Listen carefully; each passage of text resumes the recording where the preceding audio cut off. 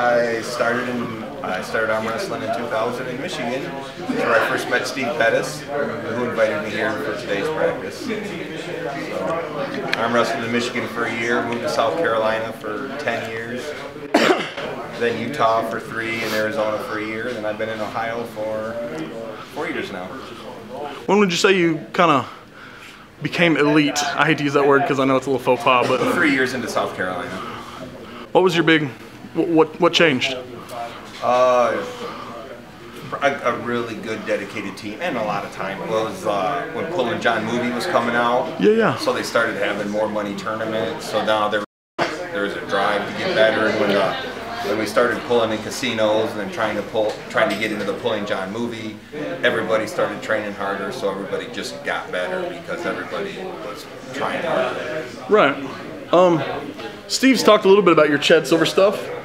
He said you guys have these ropes that hang from trees or something?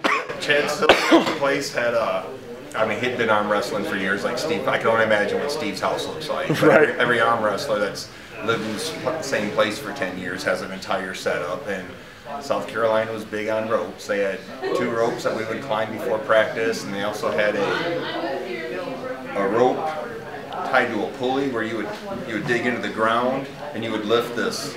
I think it was like a bucket off a tractor, and they threw rocks in it. Oh wow! So you would like simulated climbing a rope horizontally. Right. So you'd lift this big weight up and then let it back down. Do you feel like that helped a lot? Like that sort of manual, old school sort of training? It did back then. Arm wrestling was a lot of hand strength out of this top posting, East Coast. Like hand fighters, basically. I think so. Anything that strengthens your hands probably improves it, but being an inside puller, I mostly climb the ropes just to show off, so I don't know if it was benefiting me. Right. Yeah. So if that's good for top roll stuff, what would you suggest for like guys who really go inside a lot? Pulley machines, and just hard, train your side pressure like you're arm wrestling, so I don't see one here, but get a pulley machine. Usually it's a seated row machine, and you can hook your country crush handles to it, or 2x4s or something. Right. When you're training that side pressure, do you put bone into it, or do you save the bone for the pulling and it's all muscles when you're training? I train it like Westside Barbell tells you to train your bench press or your squat. So I have speed days, and I have max effort days, and I have big volume days for rehab. Gotcha. So I do 1 rep maxes on it. Oh, so it's literally the Westside Barbell system. It's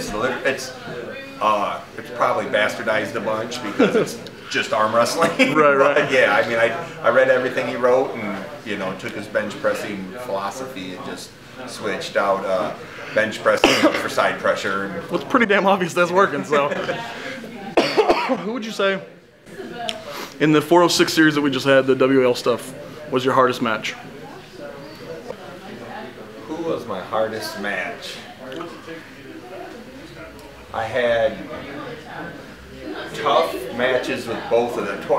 As it got to the end of the series, both Marcio and Ron lightened up. But the first match with Marcio was probably the hardest one, and I think the second or third match with Ron was tough. There's a match, I can't remember what it was.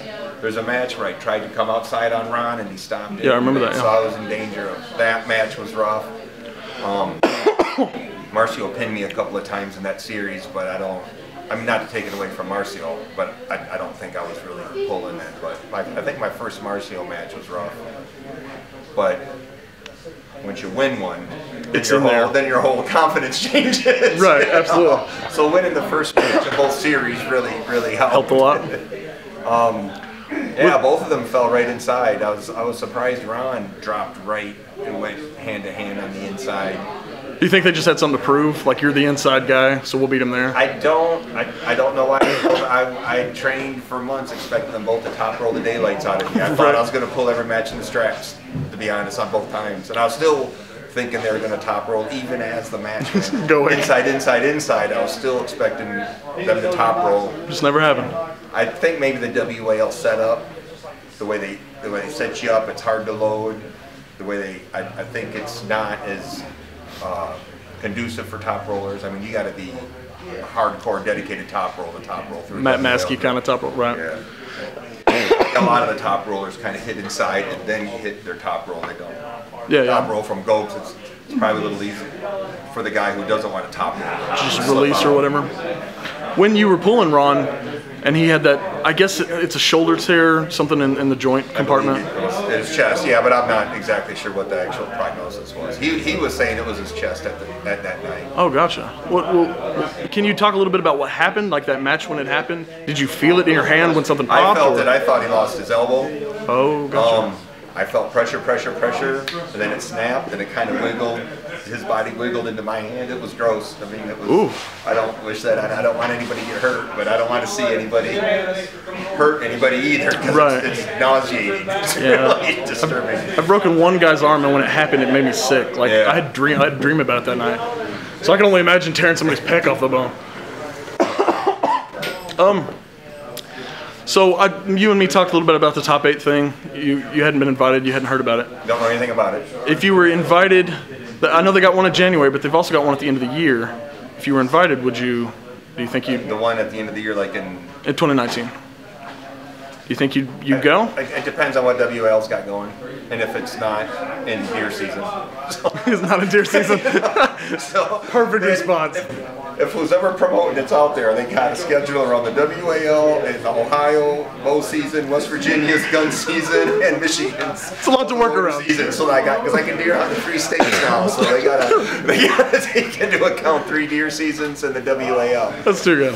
When you were pulling John for the first time, back when you had the red shirt and the big sheriff mustache, at what point in that match did you realize that you were in that match? It wasn't just going to be a blowout. When he hit first and didn't pin me, and it kept coming back, and he kept going, posting higher and higher, and I kept gripping lower and lower, and I knew I wasn't, once it got to neutral, it kind of stayed neutral. Right. And I was expecting to get more. And he full on went in shoulder right on top of me once and fell right in, and so I felt again, I was terrified he was going to just crazy top roll out and slip on me, but when his hand didn't feel as big as what I'd expected to be, and to be honest, had we gone into the straps, I probably would have felt really good then too. So it was, but he had pulled 2 weight classes. No, to be honest, he pulled 2 weight classes. I think he pulled 2 weight classes both hands. The way I look at it is, if you're not an elite puller yet and you can beat an elite puller, take the win, fuck it. So is that sort of when you realized that you were on the world stage, like you were at that level then? I felt I think I beat Ron for the first time before that. Ron, I was losing to Ron every couple of months because we were pulling the Southern Tournament Series, and it took a year. I think it took almost 18 months before I found training specifically to beat Ron Bale before I beat him the first time. Really? Wow. And but like I said, when they were filming pulling John and all the money was coming up, Ron was actually practicing with us, so I got a lot of experience on it. A lot of experience with him. And then when I finally beat him for the first time, it was a tournament that started at like noon. It's 2 o'clock in the morning. We're still trying to run the finals. Right. I think we're arm wrestling for a folding chair. I mean, it was like, no, I don't think anybody saw it. I don't think there's anybody around. To the point where in between rounds, me and Ron are sitting at opposite tables looking at each other, drinking pitchers of beer, waiting for our turn. That's too good. It had gotten crazy late. And then I think I beat him that same year, but at a different tournament with some kind of sloppy top roll figure walking thing. Right. But that was when I was beating. Now, see, in real short succession, I beat Ron, I had a war with Marcio, I beat Dave Randall, and I beat Cleve Dean. So that's when you felt like you were there. I was feeling pretty good about that. In that time frame. That's a killer combination of wins, yeah. Only a few more questions. So there's been a lot, you and me have talked about it already, but there's been a lot of hype about Devin and you in 2019. Would you take that match if you had six months to train? If the WAL sets it up, I would take the we don't get to vote on our matches. So right. The WAL matches them up based on, I don't know what the formula is on how they match people up. But having beat, my guess is the first thing the WAL would have to do is give Devin a rematch with Michael Todd. Right? Then Jerry Catarat should get the winner of that because I think he's undefeated. Technical champion, yeah. So then he would have to have the winner of that. My likely they would probably put me against Matt Mask or Nick Zena or one of those type of folks. And then if I win, I would move up to the loser of the Michael Todd, Jerry Caderet. And if I lose, then whoever, Mask and Marcio, you know, I mean, there's only a that bracket group goes of us, up, you know, so they'd have to do something like that. But I would expect that the next several super heavyweight fights would be, like I said, Michael Todd, Devin Lorette rematch. Jerry Caderet would have to get the winner of that. Right. Matt Mask and some of the other, those of us on the JV squad would have to fight to be a contender in that, you know. But they got a champion, they got 2 #1 contenders, and they got a bunch of us that are probably 3rd, 4th, and 5th contenders that have to sort it out. Gotcha.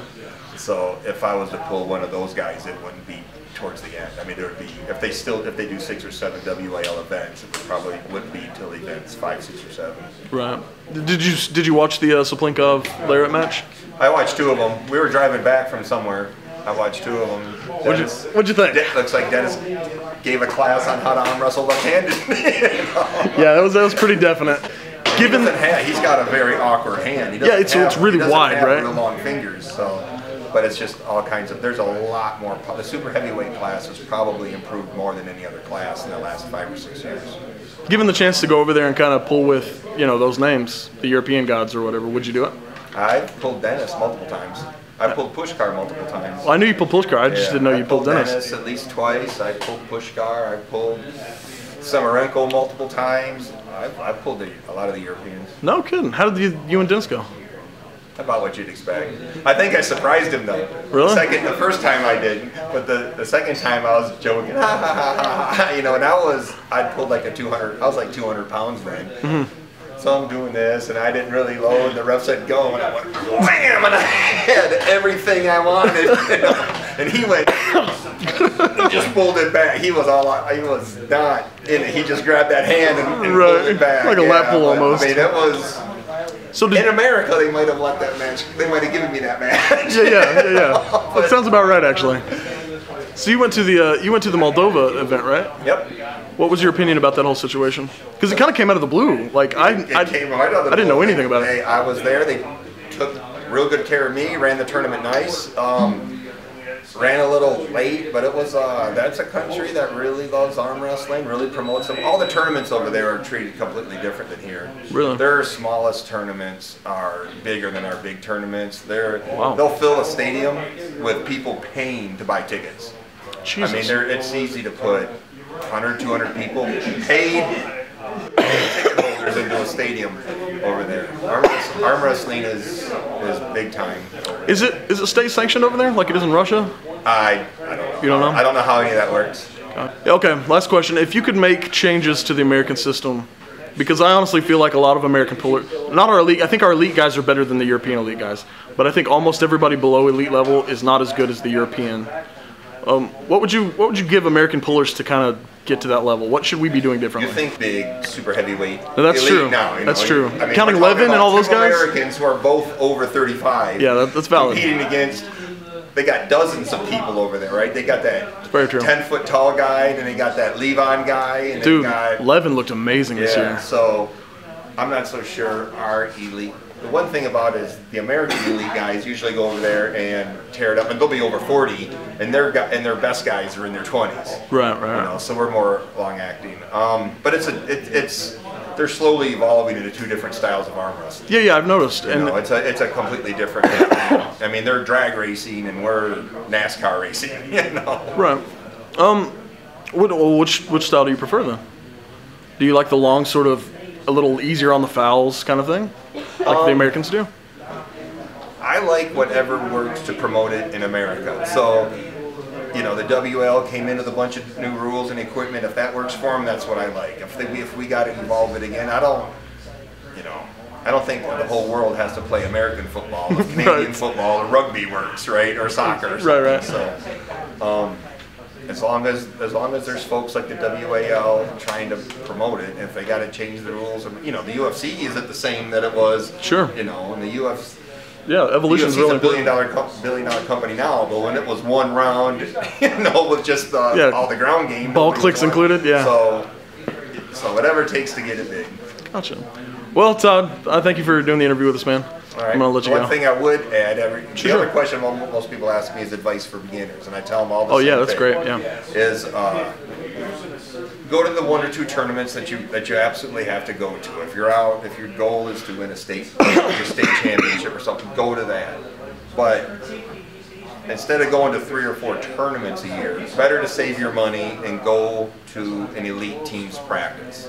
So, go to your Ohio State or your Michigan State if you're in this area, if that's what you want to win. But on another tournament, drive down and train with those folks in South Carolina. Set that up. Go train at Morocco's house in Maryland. Right. We have practices at our house. Northern Ohio has practices. There's a decent team in Utah now. John Brzenk still living in Arizona. Find some of these big elite practices. The Canadians train a lot, and there's multiple teams in Canada. You'll gain far more spending 3 or 4 hours at a established team's practice than you would going to a tournament where your sole goal is to win that free T-shirt in that tournament. Right, the little medal or whatever. Jim Bryan runs a big practice in New Jersey. It's got a lot. He runs it more like a school than a free-form practice. But the ability to sit around and pull with a lot of champion-level people will teach you far more than going to a tournament where you keep matching up with the same guys at the same weight. Sure. Yeah. All right, buddy. We'll like I said, thank you for doing the interview with us, man. My pleasure.